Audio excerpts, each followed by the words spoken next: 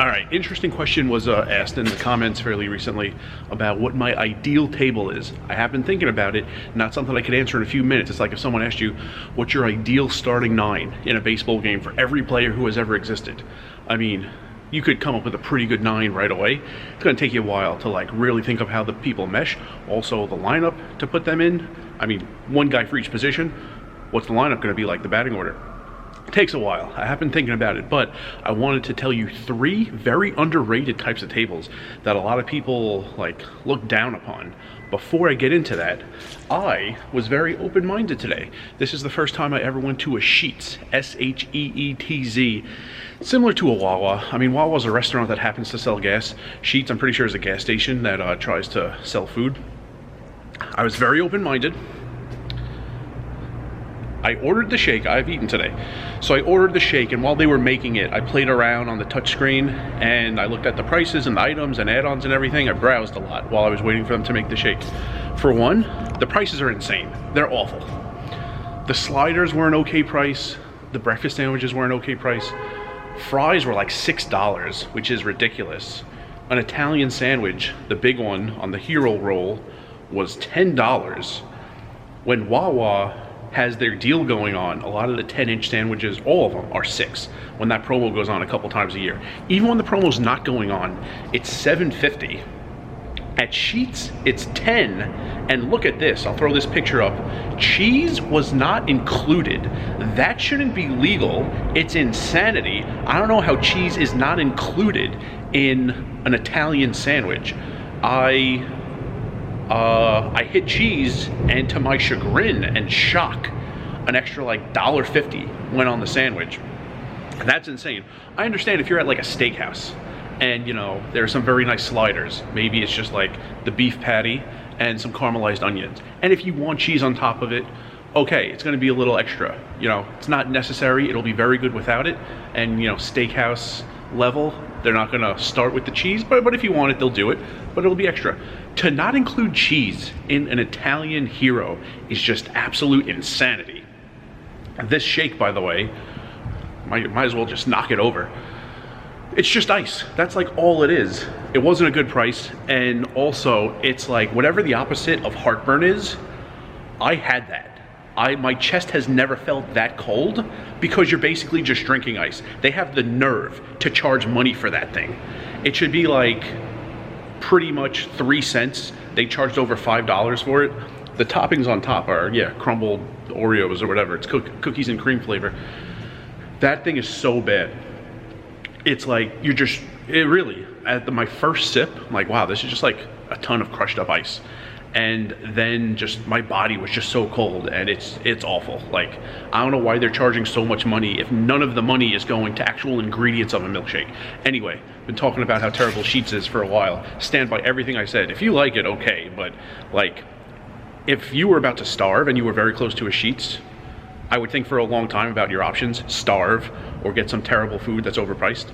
If you're near a Wawa and you want to eat something satisfying and good and at a price that makes sense, like, that's the place to do it. I was very open-minded. I would have loved if there were 2 good places like this, and tried Sheetz, and it's awful. Anyway, the poker tables. Let's get right into it. One of the very underrated types of poker tables is when there are 2 very, very tight players sitting next to each other.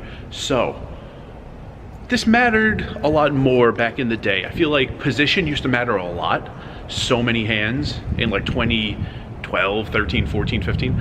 I was playing in position. It started mattering less, and there are even times now being out of position is beneficial. You could take that first stab at the pot, and often out of position you can rep a wider range of boards than being the razor in position. But anyway, back in like Wisconsin a ton, I saw these tables and people would like I could see them like glance over and like erase them as a possibility if they were about to table change.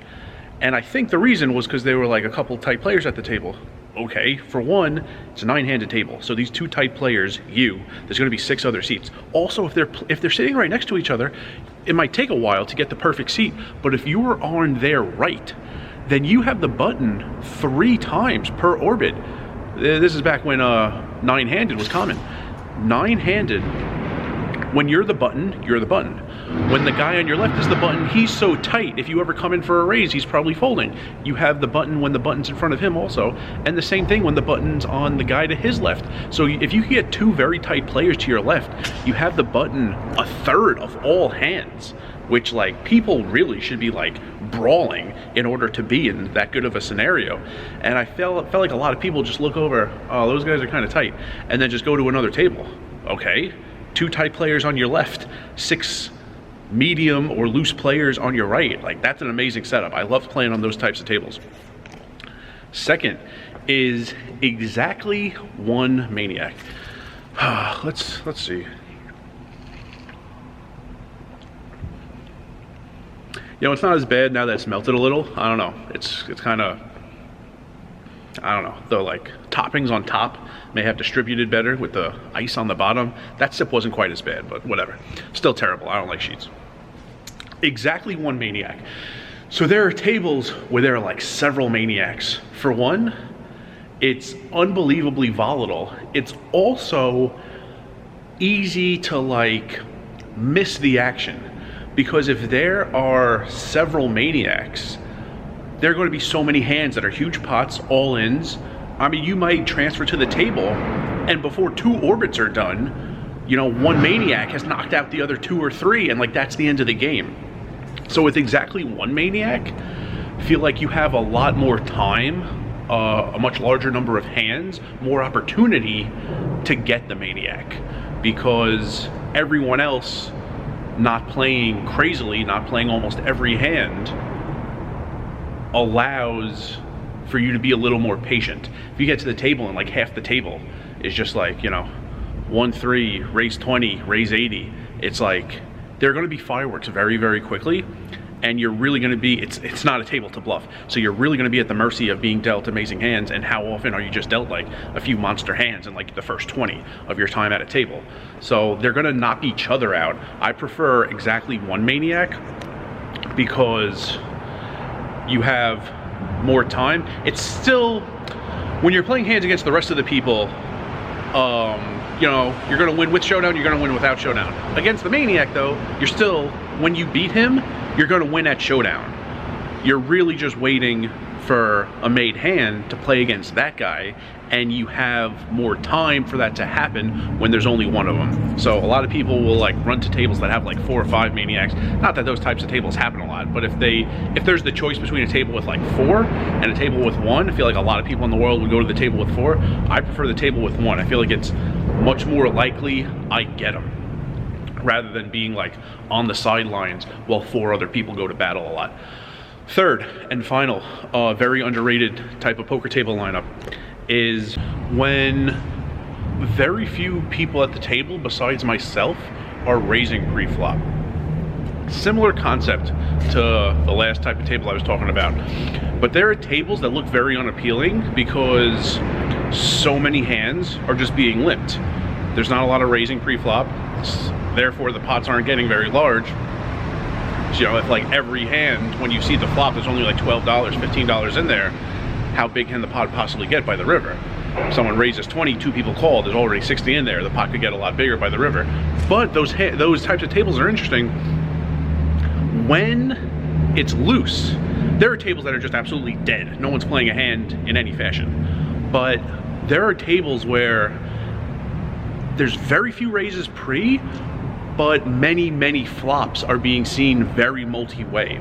Those tables are great because when 2 people collide, because the pot is so small when they get to the flop, they're not going to stack each other. Say like seats 1, 2, 3, and 4 are all very bad players, and you're there to play hands against them. Well, if no one's raising, even if they, you know, get into a hand like trips versus boat, when there's almost never money going in pre-flop, they only have 3 streets of betting, and maybe it's not until the turn where one guy has his trips and the other guy has his boat. So then there's only 2 streets left for them to bet, and they're rarely getting all in against each other. So even when there's this clash of 2 very strong hands, they're both left standing. When that hand is done, and then they're still both there for you to take one out the next hand. If there were a lot of raises pre-flop and they get trips versus boat, then one's going to stack the other, one might leave, and then that's the end of it. you miss stacking one guy because he was stacked by his opponent. But when they're often limping, it's very loose but very passive. They don't really take out each other. They remain in the game, and then the hands you play, you come in for raises, and these are the biggest pots because you raise 15, 20. It goes, you know, 2 or 3 ways. There's some money in there, and then you bet all 4 streets, and then you can stack people. So like the only one stacking people is you, because you're the only one raising. They're bad, they're playing a lot of hands, but they're really only vulnerable to getting all in and losing when they play hands against you, because you're the only one raising. So people, same thing, they'll walk by this type of table and they won't see much action, and that's the end of it. They won't really think on a more sophisticated level about what's going on there, and then they'll just, if they're looking to transfer, they won't transfer to that table, they'll go to another one. When this table, there's gonna be lulls, but it's only gonna be lulls when you're not playing hands, which is what you want. When I'm not in the hand, I don't want 2 people to get all in. One's gonna win, one's gonna lose. The one who loses might leave. I want everyone to still be at the table when I am in a hand. So that type of table allows for that. So that's it's a very underrated table. It's tough to see unless you're there. You know, you could tell when there's one maniac at the table, even if you're not there, you could transfer there. This type of table, it's tough to see like from a distance, to just kind of, if it's the table next to you, listening to like the race sizes and the all-ins and everything, it's tough to tell. But if you get seated at that type of a table, your first instinct might be to transfer because there's not a lot of pots adding up. But if you could identify that they're not raising themselves, but they're calling raises when I raise, that's actually very valuable. And I love staying at tables like that. So there you go, 3 very underrated types of poker lineups. And in the future, my ideal table, kind of like the 9 in a baseball game, the 9 at the poker table. I'll be in one seat and I'll say the other types of 8 people, the ones on my left, the ones on my right, the ones across the table. I'm working on that video. The shake isn't quite as awful now that it's melted and it's a little more homogeneous, but it's still bad. Still prefer Wawa, and still the prices on the sandwiches and the other items, $6 for a box of fries, and the fact that cheese is extra on most stuff, absolute insanity. Not a fan of sheets. Wawa beats sheets. It's like Michael Jordan playing like worse than average first grader in one-on-one basketball. And remember, rice is a spoon food.